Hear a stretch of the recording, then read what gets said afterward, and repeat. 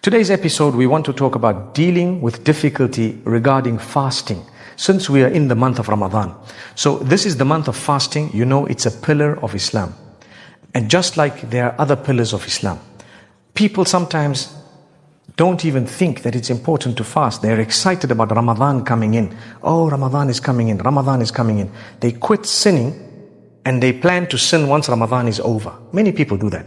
They do the right things because it's Ramadan, and immediately after Ramadan, they already plan that we're going to stop doing the right thing. So what you need to know, that's a difficulty. That's a hardship in the sense that we need to do better. I need to do better. You need to do better. Fasting, if I were to tell you that it has health benefits such that it improves your heart, it improves your gut, it improves your mind, it improves your sleep, it improves your general well-being. If I can prove that to you medically, everybody will fast because they know there is a benefit that I can physically feel. Allah says, I know what benefits there are. I don't want to tell you. I just want you to follow my instruction. And you need to know there are sophisticated things that you will benefit both in this world and things you may never realize you will benefit in the hereafter that you get from fasting. Look at how people do intermittent fastings on earth today, because medicine's arrived at a point where it's told us that intermittent fasting is extremely healthy for you as a whole. But when Allah tells you to fast from dawn to dusk for a month of Ramadan, people sometimes don't even take it seriously. By right, we should be fasting every Monday and Thursday, because those are the sunnah days to fast every week, taught by the Prophet Muhammad, peace be upon him, but not made an obligation. Or we can also add to that, or we can fast the 13th, 14th and 15th of every lunar month. Another teaching of the Prophet Muhammad, peace be upon him, but it's not made compulsory. The month of Ramadan, compulsory. You have no option. You have to fast. So we need to start off from a young age, trying to fast. I normally tell the children, you know what? Those before the age of maturity and puberty, under the age of 15, who have not yet reached maturity, we tell them, why don't you try fasting half a fast today and another half tomorrow? And then you join the two. By the end, you'll have made 15. I know, you know, that's not a valid fast, but it's a means of encouraging children so that they can actually look forward to it. I know many children who fast and they're excited about the iftar. Allah gives people a point where you're opening the fast of joy.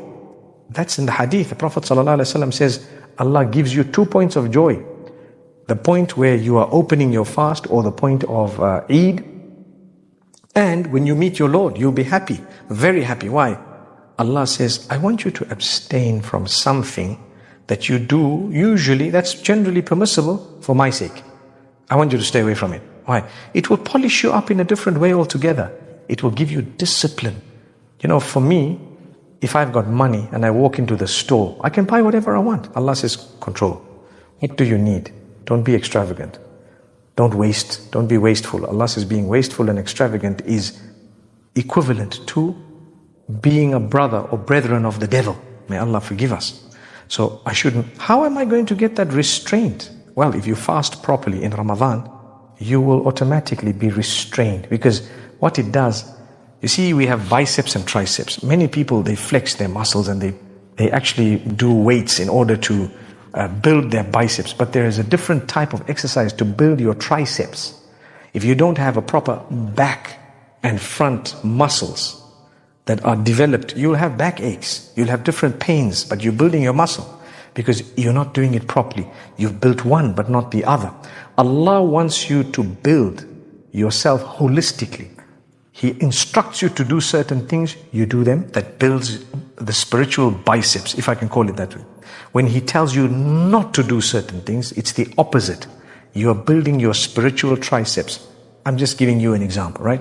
So now that you have both, you are strong in a holistic way.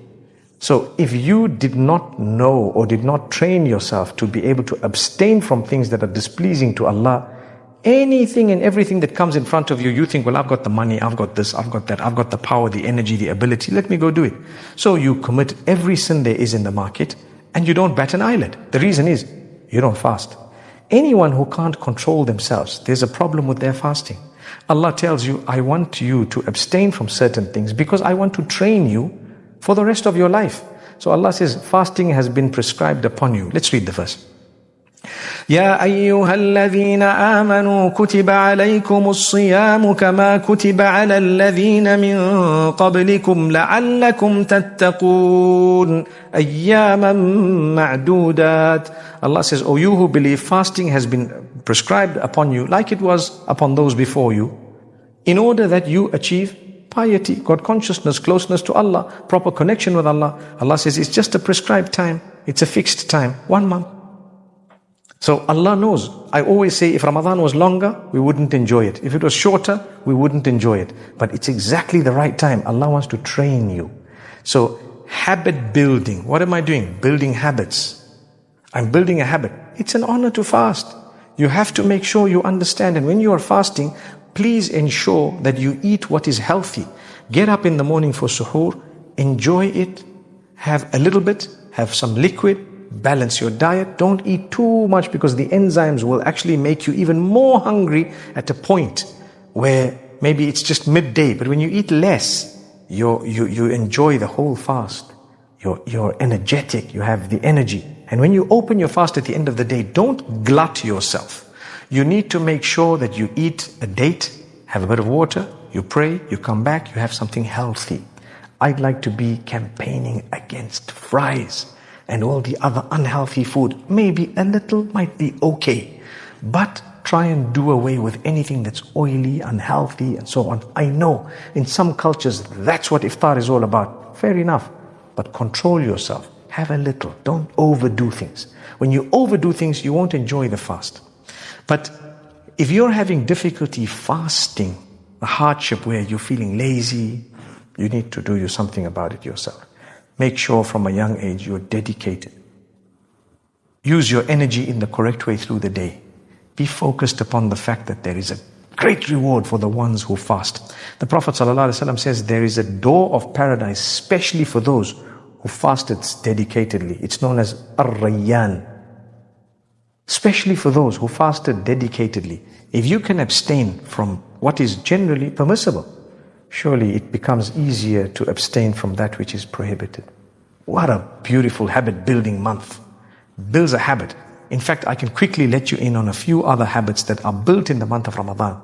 Your prayer, your Quran, your adhkar, your daily supplications and the remembrance of Allah, your charities, so many other things. You get used to it in the month of Ramadan. It's habit building.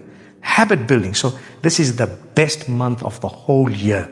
It polishes you. It makes you a better person. It gives you an opportunity to rehabilitate and to build the correct habits.